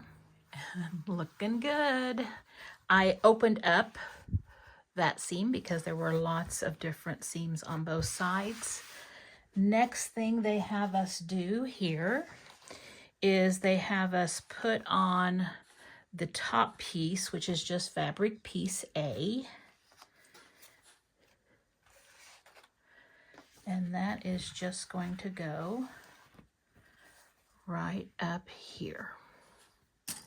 And so that's an easy sew. Just match up your edges. And you're going to sew a 1/4 inch away, putting the loose end or the loose side toward your feed dogs. The top piece is on, and I pressed it toward the top piece. There's no seams there. And now we're going down here to our last part of our block, and then we're going to be adding eyes and nose here soon. So what we're going to do is take our boots, flip them right sides together, match the seams, and let's see if we have anything that matches. Right here, we do. I'm going to flip this one back. That way they will nest right there.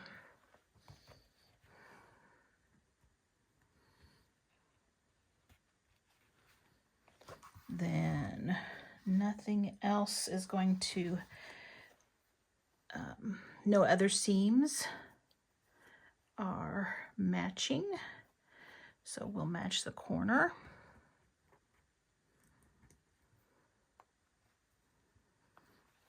And then it looks like mine is fitting just fine. Put the loose end toward your feed dogs and stitch a 1/4 inch away from that edge. Oh my goodness. Isn't he cute? I really like this block. This is just really a neat looking block, and I just absolutely love the fabric. And I think this Essex linen looks really nice with it, really nice. And this for the bag turned out well too. So we have it all pieced together, but we haven't completed the block. We still need the eyes and the nose. Now the eyes are French knots, so we're going to use embroidery thread for that. And the nose is an applique nose.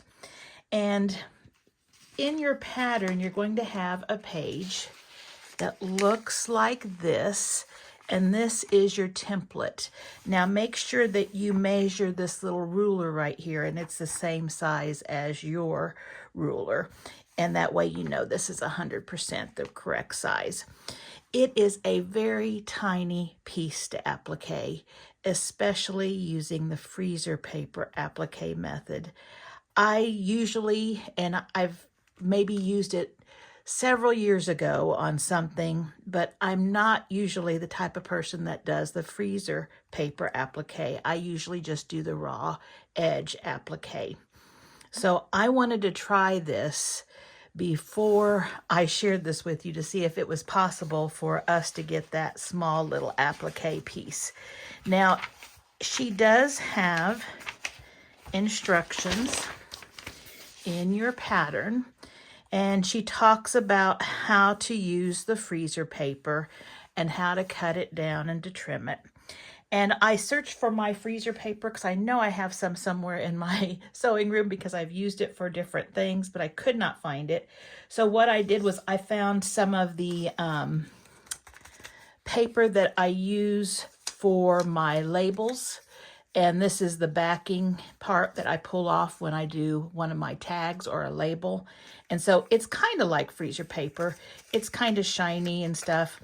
The only thing that I would say it's not like freezer paper is that I don't think it will iron on and stay on.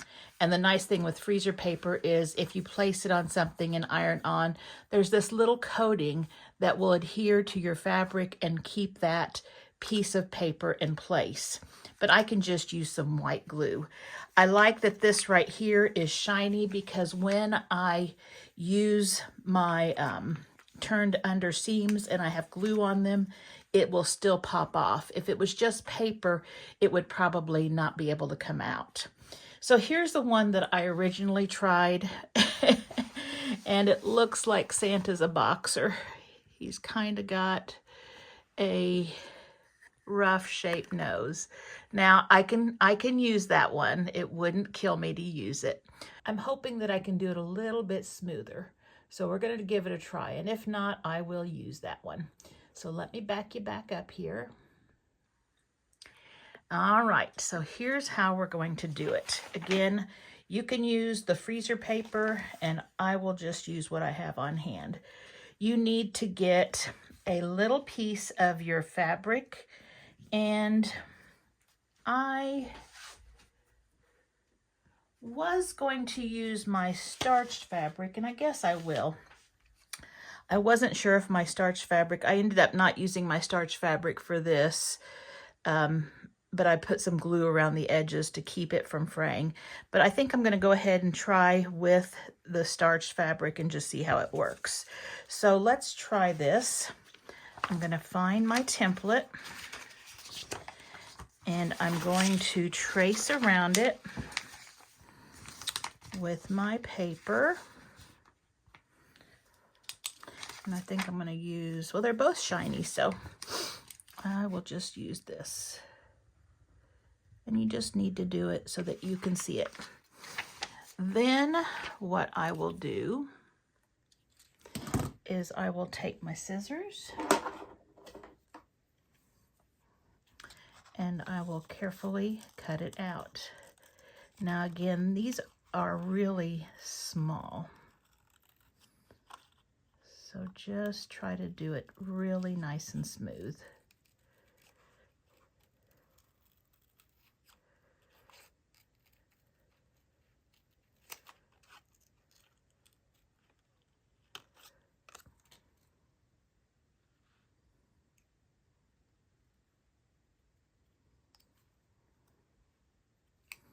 Sometimes I turn it over and I can see it better without that line there.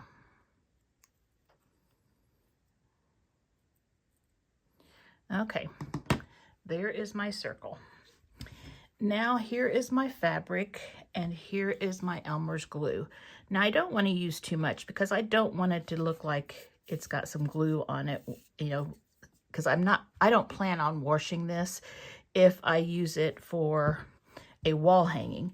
Now if I use it for a pillow, it may eventually get washed, but not right away. So I don't want to have the glue showing through. So I'm going to spread that glue nice and smoothly right on that piece.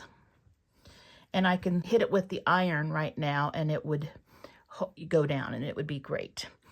But I am going to take my scissors, and hopefully it'll be drying while I'm trimming. And I'm going to trim between 1/8 and 1/4 inch all the way around.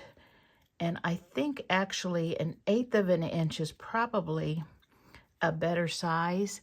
And the reason I say that is because it seems like it gets kind of bulky when it's a little bigger. Okay, so there is what I have. Now what I'm going to do is I am going to take my scissors and I'm going to put a cut right here, and it's not going to cut the paper, it's going to cut right up to it at the point here, right over here. And basically what we're doing is we are just allowing this paper or this fabric to fold neatly.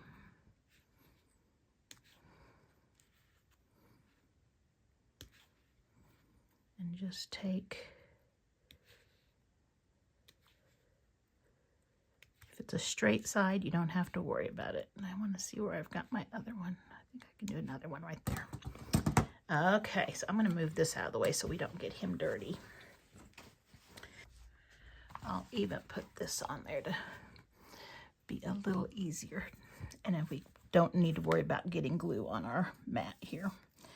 I am going to put a little bit of glue right around the edge of the circle here. Now you might notice I have a Band-Aid, and that's not from the sewing room, but it is from a pair of scissors. During one of these times that I was sewing, I went and cooked dinner, and we ate, but I had to run out and get a little bit of parsley from my herb pot, and I thought, well, I'm just going to go ahead and cut all of it out of there and hang it. And so I had a big handful, and I was using my scissors to cut it, and I scratched the top of my finger with it. So it's not the rotary cutter, it's not my sewing scissors, but it's from out in the garden. So now what I'm going to do is I am going to very carefully, and I'm just trying to figure out something to use because my fingers and my nails are not pointy enough, to try to press back each of those little pieces of fabric. Now, I've also brought over my tweezers, and these might work too. Now, because my fabric has been starched, it's fairly heavy, and so I have to push fairly hard to get it to fold over.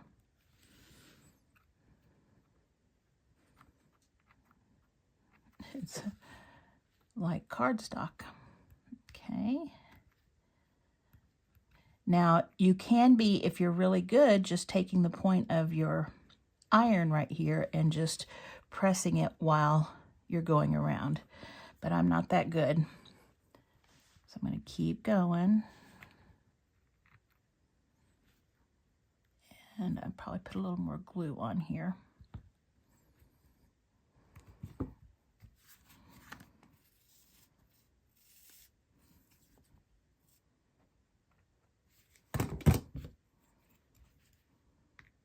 And if you're using your tools with the glue, just make sure you wash them off good after you've used them. Elmer's glue is washable. Okay, those look like they're getting turned over. Okay. Now, if you see a corner, try to pull that in.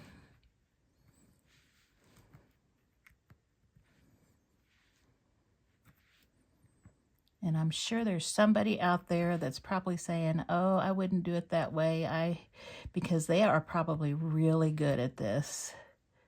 Again, I am not. This is something I don't do very often, especially with these little tiny pieces.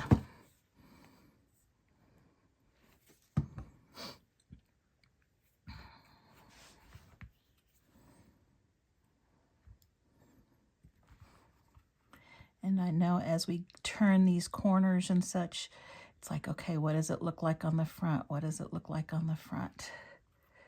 Hopefully it's looking okay. Hopefully this nose won't look like a boxer's nose.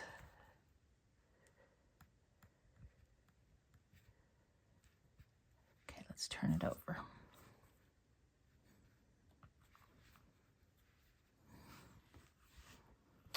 A little better. There's a few little threads sticking out. I think I can use my finger and push those in. And I'm going to hit it with a little bit of heat.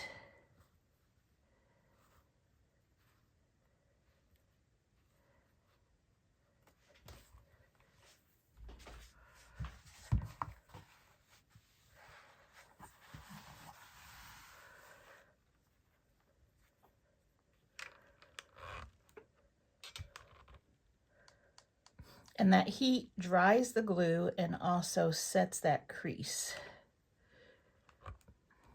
Okay.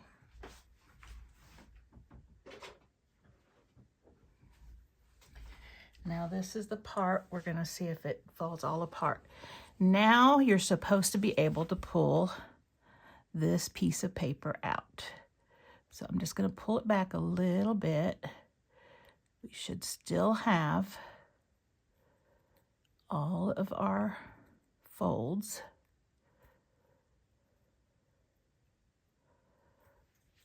And again, freezer paper would probably be a little friendlier than the glue because the glue is a lot more secure.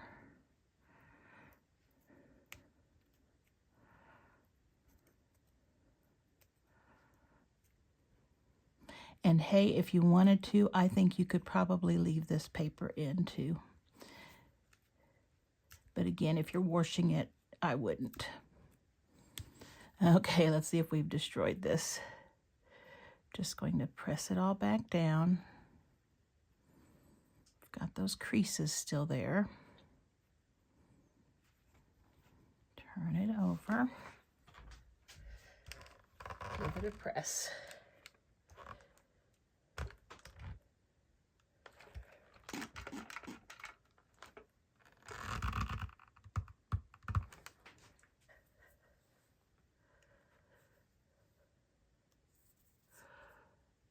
Okay, that's a little better. Not perfect, but it's a little better. I can live with it. So what I need to do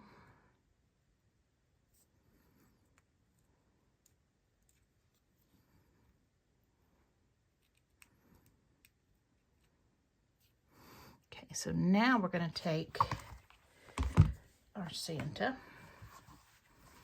and we are going to put the nose on it. And let's take a look at the picture.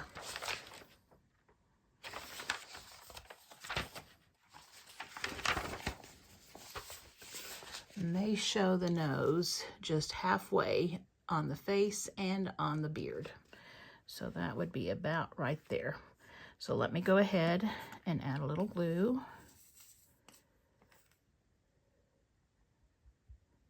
And again, you don't want to add too much.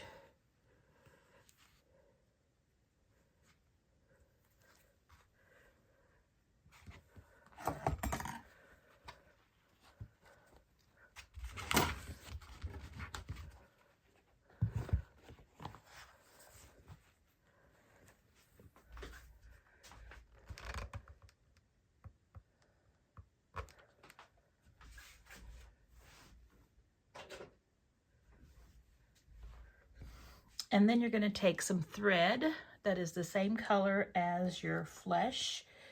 And I've got mine right here. And I am going to come up from behind.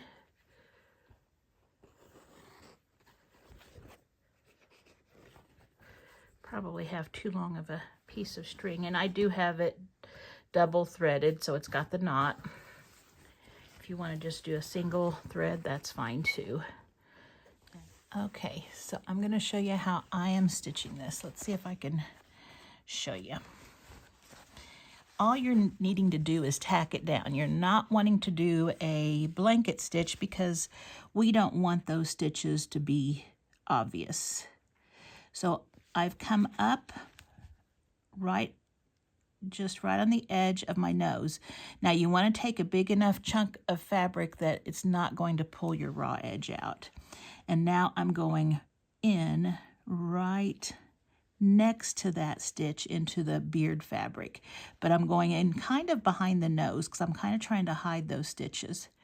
But then I'm going to come back up without pushing my pin over here now. Okay, so when I do that, this stitch right here is hidden. And now I'm in the nose, and I'm going to again go right down underneath the nose in the white fabric. And you can go down and then come back up, but I like to do it all in one motion. So I like to poke it in and then move it to where I want it to come out and just take a little flea bite out of that nose right there. And again, make sure you have enough that you're not going to pull your fabric and shred and fray the edge. So let's turn it a little more. And we're going to press this after we're done. It's kind of doing a little bit of a wrinkle with my fingernail poking on it. So right down underneath the nose and then up right on the side there.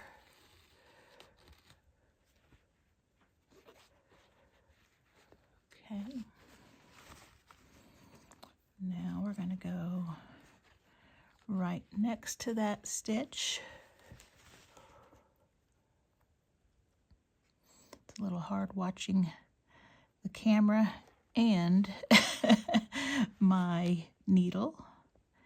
And I go into the fabric there, and then I come up into the nose, just on the edge of the nose. And if your thread matches nicely, you're not going to see your stitches. And I think this thread is matching really nicely. Okay. Go in right underneath there and come up. Take a bite out of that nose.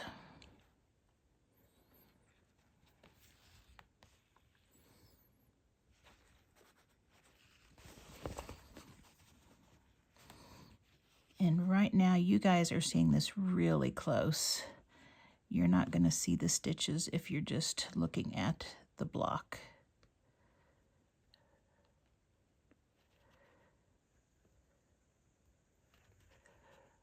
That.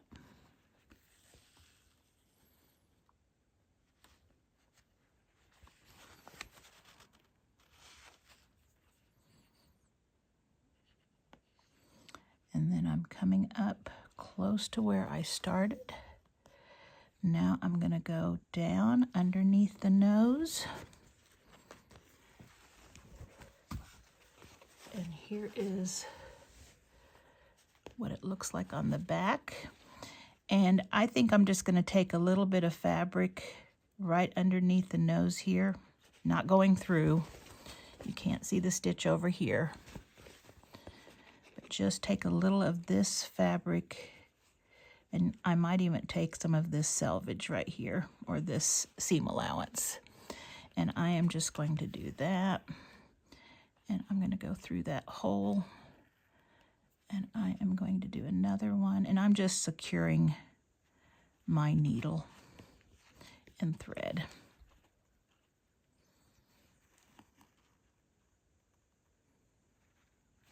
Okay. And you can just tie a knot if you'd like. That would be fine. Okay, and let me give this an iron here real quick. Because right now he's a little puckered.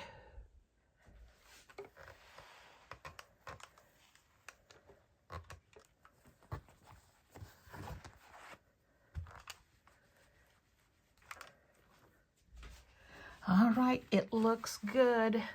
Now we need to do the eyes, and it looks like we have the eyes that are just kind of spaced out.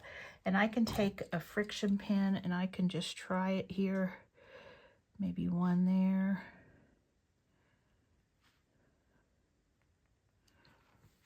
That look right? That looks good to me.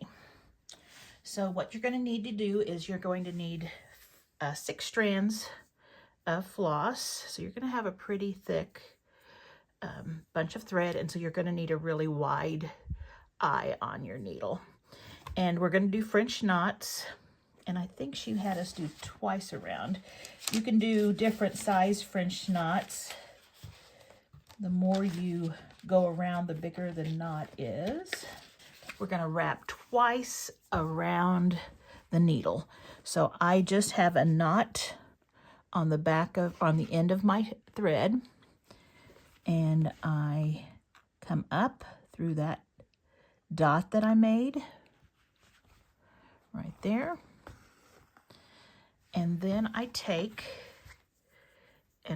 my needle and I take the thread with my other hand and I go once, twice, and then I go right next to where I put the needle up, right next to it. You don't want to go through the same hole, just right next to it. And I try to keep my hand right here so my thread doesn't get loose. I pull it through. And then when it's close, I just let it go. And there's one eye. And we'll do the same thing over here. Now I'm right-handed, so if you're left-handed, it's just going to be the opposite hand that you're going to use. With my right hand, I hold the needle because that's the one I sew with. Wrap it once, wrap it twice. Then right next to the hole, just a couple of threads over. And again, I'm holding my thread right there so it doesn't get tangled up. And I pull it through. And once it starts getting close, there we go. And we have our 2 eyes. And I might make this one a little tighter. If you notice that they're not the same, you can easily cut them out, rethread your embroidery thread, and do it again. It just takes a second.